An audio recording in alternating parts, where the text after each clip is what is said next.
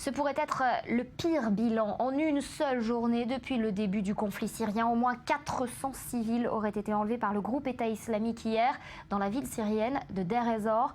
Le groupe djihadiste les aurait kidnappés après avoir tué des dizaines de personnes, la plupart selon les informations reconnues par l'Observatoire syrien des droits de l'homme. Regardez.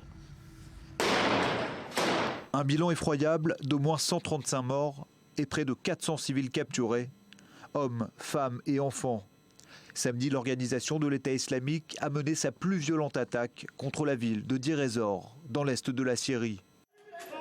Aucune image ne peut encore illustrer le massacre, mais d'après l'Observatoire syrien des droits de l'homme, au moins 75 membres des forces pro-régime, soldats d'Assad et miliciens, ont été exécutés par les djihadistes.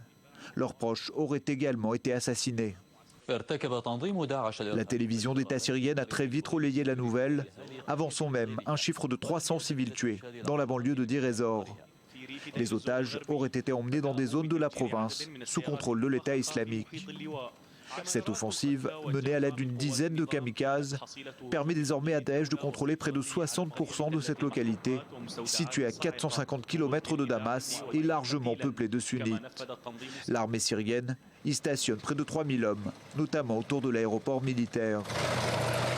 Accusé par l'ONU de crimes contre l'humanité, le groupe djihadiste s'est déjà rendu coupable de plusieurs exécutions de masse en Syrie. En 2014, toujours à Deir ez-Zor, près de 900 membres de la tribu des Shaïtat avaient été massacrés pour s'être opposés à l'État islamique.